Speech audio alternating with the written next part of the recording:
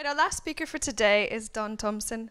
Don is a neuro-linguistic and energy psychologist who uses a range of techniques from coaching through to neuro-linguistic programming, emotional freedom technique, and hypnosis. Don has a special interest in helping her clients tap into their own personal power. Please welcome Don and her talk, Your Life, Your Movie.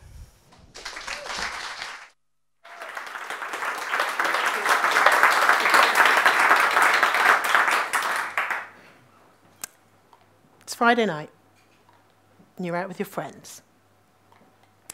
You're walking along, chatting excitedly as you walk down a plushly carpeted hallway. One of you pushes open a door, and you find yourself in a dimly lit room. You mount a few steps. There's a row of seats to the side of you. You edge along the seats, kind of gingerly, not wanting to knock anybody over. You sit down. Put your popcorn there, put your drink there. There's a momentary hush. Everything goes black. But then the screen explodes with light and sounds. Yes, everybody? It's movie night. In my therapy with my clients, when they need to seek solutions, use the analogy of your life as a movie a lot. It does two things for my clients when they feel stuck and don't know where to go in their lives. First of all, it creates a degree of detachment. And that detachment allows for a little bit of space and objectivity. What that objectivity does for them is it gives them a chance to look at things in a more big picture way. It allows them to solve problems in a way where they don't feel so personally invested because of the detachment. Also allows for a little bit of creativity and imagination. And so I thought I would share with you today the way that we work in the therapy room to help you with any areas that you might feel stuck in your own lives. We do this by looking at your film as it is. Imagine your life as a movie right now. Is it a drama full of twists and turns? It might be a grand romance. Or you're hoping it might be, yeah, exactly. Or an adventure, really exciting. Or is it a bit of a horror movie right now? How does it make you feel when you think about your movie? Do you want it to be like a little bit better? Do you want it to be a bit more like Han Solo in behind you or something? I know I do. There are three ways in which I help my clients look at their life as a movie. And the first one is, bear in mind that you are the star of this movie. It is your movie. It's your life. It's nobody else's. So you're the star. So shine. Be that person. Sometimes you might feel that there are co-stars kind of nudging you out of the way and trying to get into your life, kind of living your life vicariously. No, it's yours. The best way for you to see yourself as the star is to remember to be yourself. Now, knowing yourself isn't the same as accepting yourself. Okay? You might know all the things that you do, all the ways that you think. Accept them, embrace them, come to love them. There's only one movie running here, and it's yours. Everyone else has got their own other movies running in tandem with yours.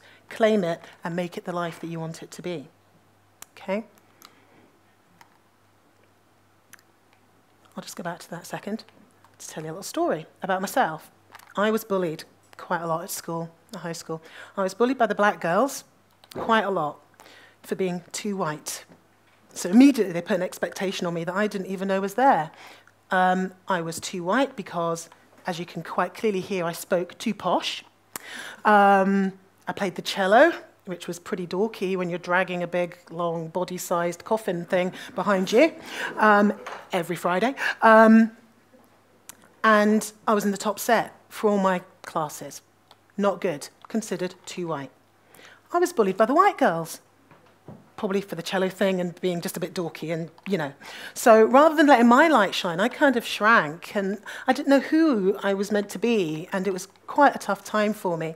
When I decided that I was going to be the person that I needed to be, I made a couple of decisions, and I'll come to that a bit later on in the talk. I'd like to tell you about a client of mine. She's 49, has had a problem since the age of 9 with overeating.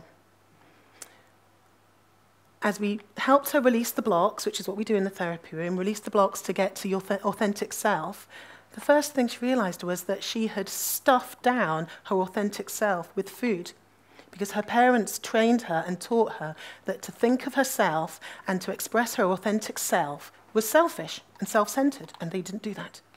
So every time she felt her own self bubbling up, she would eat to suppress it. And the lovely thing about it was, when she did finally release the block, the thing she said was, "That feels delicious."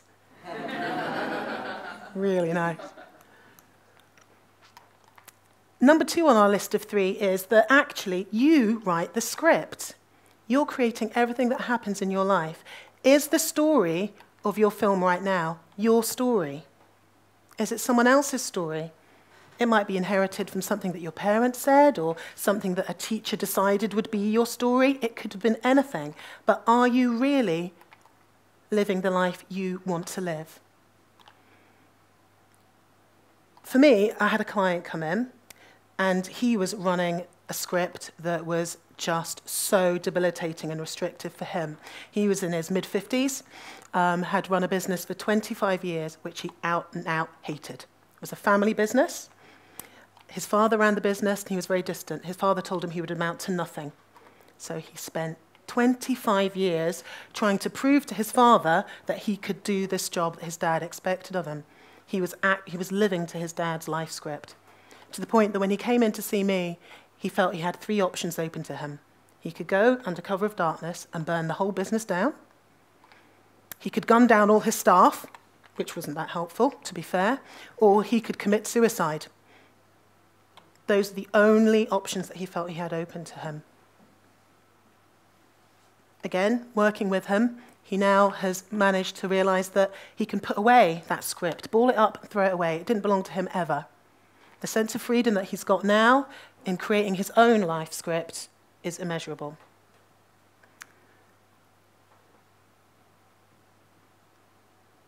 So, third part is that you direct. Okay? So, you're true to yourself, you're authentic, you be yourself. You write your own story according to your authentic self. You live your story. Where directing comes in is that you make sure that you plan and make decisions based on your life story and your authentic self. So they all kind of go in a process. When I say direct, I mean you're making choices. Okay? So every choice you make sure that it's the choice that you want to make. Sometimes you do have to consider other people, but choose those people wisely. You know, choose your cast. Choose a supportive cast, not a cast who thinks they're running their little stories or trying to make you something that you're not. When I talked about trying to find myself and trying to be authentic in my own way, I had to change location. I had to move 400 miles north from London to Edinburgh to allow myself to really explore the person I was going to be. I wouldn't be the person I am now if I stayed in northwest London. There was too much stuff going on for me that was negative. So I changed location. You can change anything in your own life and make it yours if you choose to do that. A lot of you might be sitting here going, well, that's all very well, Dawn. Yeah, great story. But how do you actually do that? It's actually quite simple. You check in with yourself. You work out how you feel about something, every choice, everything you choose to enter into. Check how you feel about it, not what you think about it, because that could be full of expectations from other people, could be full of things that you think you should be or that people have told you should be. Try and take that out. It's how you feel about it. If you feel calm, relaxed, warm and fluffy, it's maybe worth considering. If there's a cringe or a sense of not sure, step back, get more information. You control it all, okay? There's something else that we haven't mentioned in here in our little cinematic journey, and that's the producer. Now, we all know that the director works hand in hand in producing, with the producer in making films, don't we? Now, the interesting thing about life is that you don't have to produce anything. The producer is actually the outside world. The outside world shapes itself to your thoughts, your beliefs, and your attitudes about it. And the belief is just a thought many, many times over till you start to believe it yourself. Okay? So remember that your thoughts are immensely powerful. How you think about something, how you frame it, will come true in your real life. Okay? So you can look and see how your life's going right now by playing your movie back and seeing how it's working out for you. Okay? So you direct and allow the outside world to produce. So, I just want to finish by asking you guys, how do you want the next scenes in your life to unfold? You're writing this. You're a creative force. You've got all the answers, all the power that you need to help your film become truly great. Remember, you direct it the way you want to go. The world has no choice but to produce it for you.